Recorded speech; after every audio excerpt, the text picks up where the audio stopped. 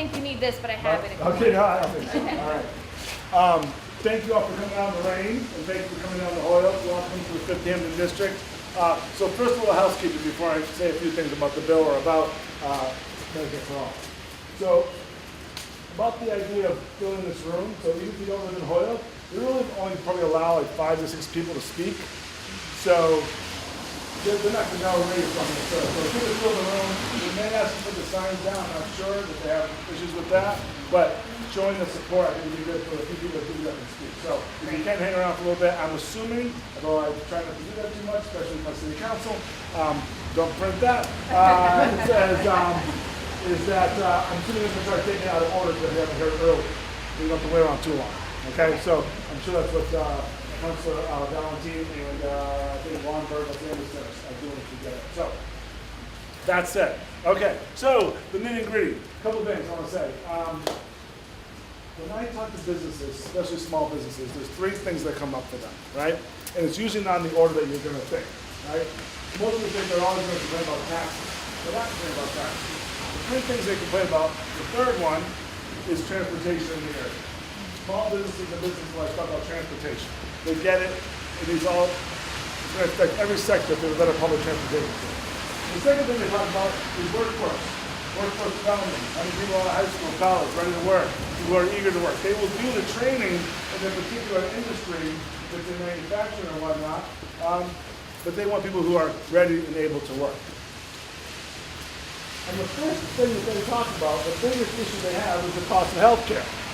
Almost to a T. Whether you're the small business, big business, whether you're just trying to make it on your own as an independent contractor or a freelance photographer or an artist in this community, healthcare is the biggest obstacle to that.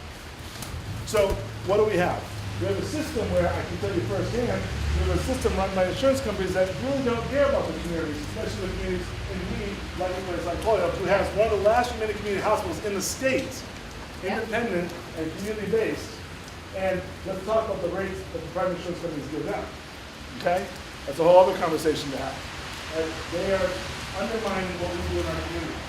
So when you see the network of CEOs or hospitals come out and say, well, we're concerned about Medicare-for-All because we're concerned about the Medicare reimbursement rate, I say, welcome to my world. Welcome to the communities that serve all people. Welcome to the communities that don't turn anybody away from getting care. So that's what it's about. Getting everybody care. And having a place, if we want to talk about entrepreneurship, we talk about a new economy here in Massachusetts and in this country, if the continued obstacle is going to be healthcare, no one's going to open up that business or start venture on their own. And when you come back to municipalities, you come back to our school system, when I have a school system that is spending this current year almost $13 million for insurance and budgeted for a 9 to 12% increase. That's what I'm planning for. And the insurance company came back with an 18% increase. Saying, well, how is the city of Holyoke? That is what's killing this idea, is levels the playing field, not just for individuals, not just for businesses and companies, but for our districts and for those people working to serve our students, to serve our families, and to serve our community. So this has to be part of the conversation, not just sort of idealistic backroom conversation, front and center. You've all done that. The advocates have done that. They've made this, obviously, not just in Massachusetts, but nationally, not just a talking point, but something to take serious now. And I think that we, once again, Massachusetts, have the opportunity to lead the way. Whether we take that bold step, I don't know. A lot of people are convinced, right? 200 of my colleagues and whatnot. But again, we are pushing this to, I think, a place quickly that I think even 4 or 5 years ago, we couldn't imagine where we are today. Having referendum votes, having votes happen on ballots, having city councils across the Commonwealth talk about this and take it seriously. So thank you to all of you. Thank you for what you're doing. We're going to keep moving in this direction. And for the caucus and for Rep. Zaragoza, she's got a lot of support. We're going to try to get done what we can get done. At the minimum, I would say we need to run, well, almost happened last year, but died in the omnibus healthcare bill, is to run an actual model during the same year, a fiscal year, to see the comparisons, to really have true data, so we can take this argument that we already know is right, that we already know will save money, but to bring the data to those who need one more push, one more nudge. So, Kim, thanks for being here. Thanks for what you're doing, and we'll keep moving forward.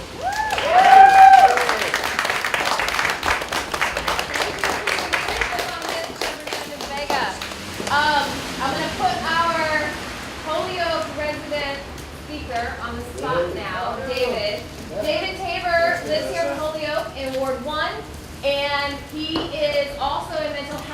provider. So he's going to share his own personal experiences with our healthcare system for himself, and also talk about how that impacts the work he does in communities that need a lot more support and resources. No. That's all right. I was really hoping Rep Bagel would run out the clock. We can talk about that later. And pretty much all I've got is my public comment, so it's not super rousing stuff, unfortunately. I apologize for that. But what I do want to talk about is the importance of access to healthcare, as Francis said, both from the perspective of a consumer and a provider. Also a little bit just as a person, a citizen. I got, for the first time in my adult life in 2006 when Romney Care passed, that was the first, I was in like my late 20s. That was the first time in my adult life I had access to health insurance.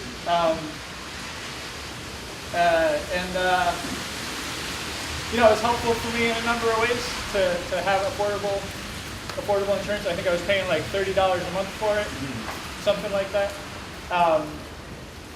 I don't remember paying any co-pays or deductibles. It was like just a moment, like nobody moved. Everything's working out, right? I got like minor surgery. I got help quitting smoking. But I think the most important thing that happened during that time was I got to see an eye doctor who determined that like an eye condition I have means that I'm legally blind. That I can see a little bit, but I meet the definition for being visually impaired enough to get services from the state and the federal government, which ended up being a game changer for me. It meant I could, among other things, I got the support I needed to go back to school and get my master's in social work. I was working as a newspaper reporter for a community newspaper previously, so I'm actually getting paid a little bit more as a social worker, which is amazing. That's how hard up I was in Boston too. And that's the other thing I want to talk about. As I work in an outpatient setting, supporting folks with developmental disabilities who need access to health care to get to stay healthy, right? For anything, if they get pneumonia or cut themselves, they need health care for that reason. But they also need access to health care to get accurate diagnoses, to get the diagnoses and get them the support they need. Which I like to, and I play a small part in that support system. And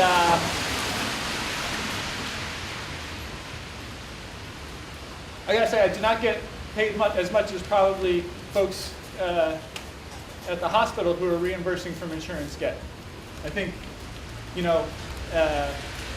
for emergency services, for just clear, Mayor Morse is here. I'd just like to point out to folks. So we can give him like a round of applause or something.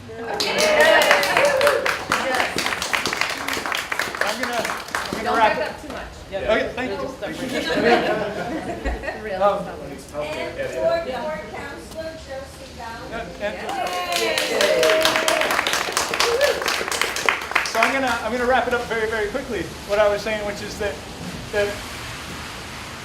one reason that we need Medicare-for-All, that we need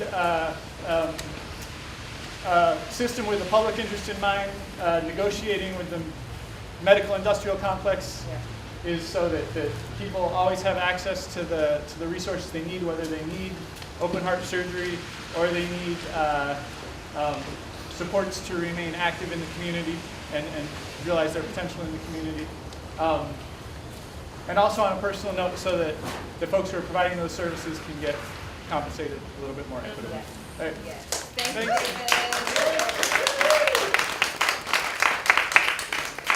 So now I'm going to invite Mayor Morse here at Mayor of Holyoke to share some words with you about his support for Medicare-for-All, what it means for this city, He is such an active supporter of a single-payer system, and we are really blessed in Holyoke to have him part of the group leading the way to get this done. So, do you want the bullhorn? Do people want me to use it, or Yes. you wait for it? Someone else can use it. He just wants a picture of the bullhorn. Of course, it's a raffle. I've always wanted to use one, though. And like a CD radio. Test, test, Push that button there. test. Oh Can no, you use that for council meeting? Test, test, maybe the volume's down. test, test, test, I do it. testing, testing. I do it on the phone. Oh, you know what? Because I turn it on. Test. Yeah, the on button makes the world of difference. Well, good evening, everyone. It's so great to have all of you here at Holyoke City Hall, and I was so glad to hear that there was a group of Holyokers in particular that have been fighting for a single-payer system and Medicare-for-All in particular. And it's so great to be here tonight with the resolution being filed by a few of our great counselors on the City Council. I want to acknowledge a few folks. Ward 4 City Councilor Josie Valentin, who filed the resolution. We also have Ward 1 City Councilor Gladys Martinez, not here right now, but she'll be here for the meeting that filed after that. And also Ward 6 City Councilor Juan Anderson Burgos. I want to thank him for signing on to that resolution as well. And I also want to acknowledge candidate for Ward 4 City Council, big shoes to fill, but I have no doubt she'll be able to fill them and more. Libby Hernandez running for Ward 4. Thank you, Libby, for being here. And I acknowledge those few councilors and Councilor Lisi. We oftentimes think about what's happening on the federal level, but how important it is on the local level, our school committees, our city councils, our mayors, our state representatives, our state senators, for the work that they do in the council chambers. And to have this resolution, and for the councilors to be able to hear directly from people in Holyoke and surrounding communities why this system matters. And I was so glad to see that nearly 70% of Holyoke residents in 2018 voted in favor of supporting a single-payer healthcare system. I think it's so important to get that word out to the members of the city council. Because we have a lot of great progressive folks on the city council, but we also have a few folks that just don't want to hear facts about why this system matters and how it would make a difference. I do want to thank our own state rep, Aaron Vega, for his leadership at the state level. Thank you, Aaron, for your partnership on not just this issue, but a whole host of progressive issues that impact the city. And I would also want to thank Rep. Sabadosa. She was, oh, there you are.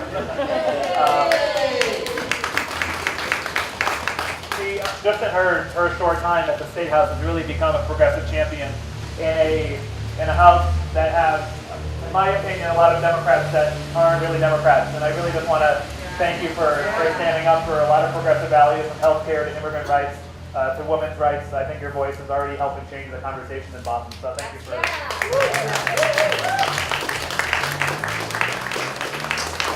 And when I started having this conversation with a few folks that have been working on this for many years, not only do I come at this issue from just a moral sort of failing of this country and of our society when we talk about healthcare and putting corporate profits before people, the fact that in the wealthiest, most developed nation on earth, that people literally die each and every day because of lack of access to healthcare.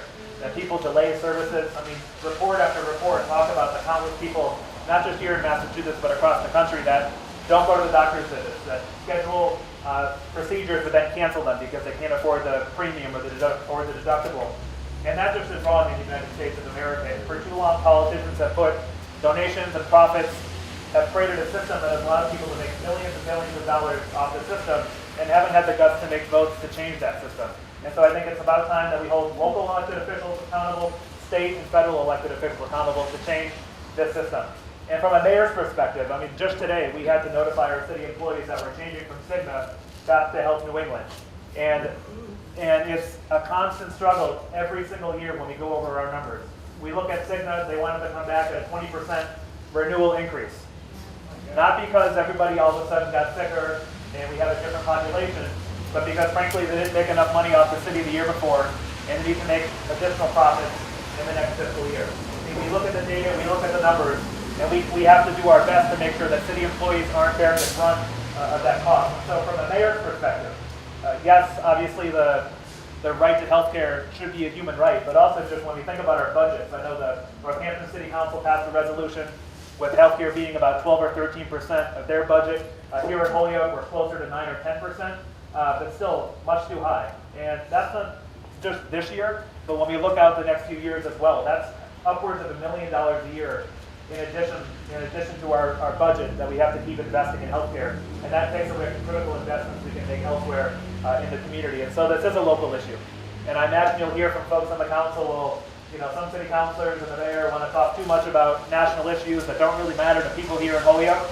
We hear that when we talk about climate change, when we talk about social justice, when we talk about anything that is about progressive politics. We have a few councilors that say, well, some people just want to talk about things that don't affect people here in Holyoke. And so for all of you to be here, to be the faces of the struggles and the downfalls and the pitfalls of our healthcare system is incredibly powerful. I can talk about things that have happened in my family and how Medicare-for-All isn't just about traditional health insurance, but how it can include mental health, behavioral health, making sure it treats people who have addiction in our communities, and how our current healthcare system is just failing people throughout that spectrum altogether. So thank you for being here. Thank you for speaking up tonight at this rally, and thank you to those that stay here tonight and have this important conversation with the City Council. We have a long way to go, and I hope that we can get this bill passed here at the state level and send a message around the country. And thank you again to the sponsor of this, Jamie Eldridge, in the Worcester area, who's been a progressive champion on so many issues. And I think we're finally moving the conversation forward in a way that we haven't seen in a long time. So congratulations on the progress, and let's get this done. Thank you.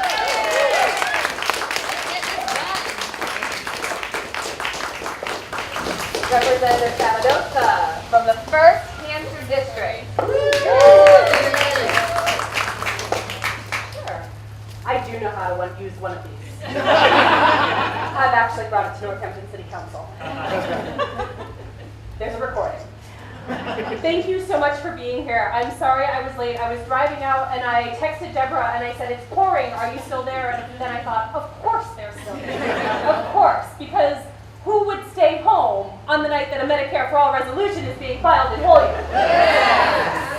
So I'm going to be brief because you have a city council meeting to get to, but I just want to say how grateful I am, because this resolution is part of an organizing strategy.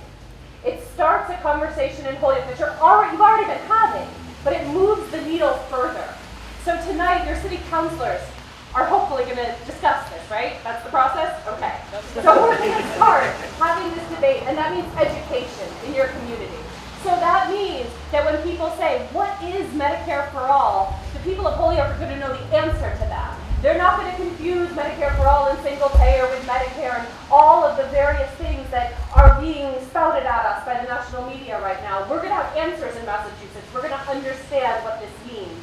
And that's important because Massachusetts can lead on this. We can pass this legislation, but we need to be smart. And tonight you are taking that step in helping us be smart in this process by collecting the data, by understanding what this needs to look like in our communities so that we can pass the very best bill possible. Because there is a lot of opposition right now, and we all know who is funding the very large opposition. And if you're on Twitter, I know some of us have avoided Twitter since 2016, but if you are on Twitter, you can see in New York State that they are running sponsored ads saying that New Yorkers do not support Medicare-for-All. Sponsored ads. And then you look at the comments, and they're all people saying, what are you talking about? Of course we support this. Let me tell you my healthcare story. Let me tell you what happened to my friend, to my family member. Because we all have those stories. We all understand how important this is. So thank you, Holyoke. Let's do Holyoke, Springfield, Chicopee, West Springfield. They keep moving right across the state.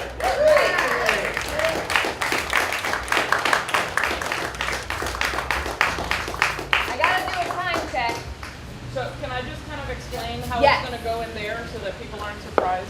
Yeah. Okay, sure, I'll use Do this. you need it? I used it on Saturday, I'll use it again.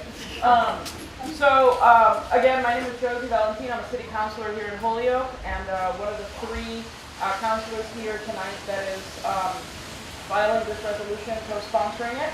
Hopefully more will sign on. There are 13 of us total. So hopefully all 13 say they want to be a part of it, but that's just wishful thinking on Josie's part. Anyways, just to let you know a little bit about how it goes, when we walk in, the first thing is that there's a rule that there are no signs allowed in city council chambers, so you won't be able to hold up a sign. That's considered a disruption. That wasn't my rule. That's from a former council president we had. Anyways, just be aware of that. There's a sign-up sheet, and as soon as we go in, I will direct you towards that. And folks who want to speak can sign on to that. It's usually 2 minutes per person. Priority is given to Holyoke residents, but we can suspend the rules and allow others to speak. It's a decision of the council. When there's resolutions like this that are not supposed to be controversial, we can move. We can move to adopt the resolution and implement it tonight. However, some councilors may vote against that and want it to go to committee. So we won't know that until we get in there. If it's voted on tonight, whatever you share during public comment is all you will be able to say about the resolution and your support for it. We cannot go back and forth to the public. So like if a councilor says something that they totally made up, you cannot contradict them and go back up to the mic. So that's just kind of one of those things. So what I say is if you're signing up to speak, make sure you say everything you want to say in those 2 minutes, especially facts. All right? That percentage about how many people voted in Holyoke for this, the numbers that we have regarding why this would be something that would impact many, many people, et cetera, et cetera. All right? Any questions in terms of the process? Yes. So I mentioned earlier when I spoke, Don't we have to leave our signs out here? I talked about that. Are you going to try to move it out of order? Yes. Okay. So what we'll do is after public comment, what I'll do is I will make a motion to take the item out of order so that you don't all have to sit through hours and hours of council meeting until we get to that item. And that should not be controversial in any way, shape, or form, because if we take ridiculous things out of order, we can take this out of order. So, as you can tell, I don't have much of a filter. Any other questions? Just thank you all for being here, and let's go inside and I'll show you guys the sign-in sheet and go from there. Thank you.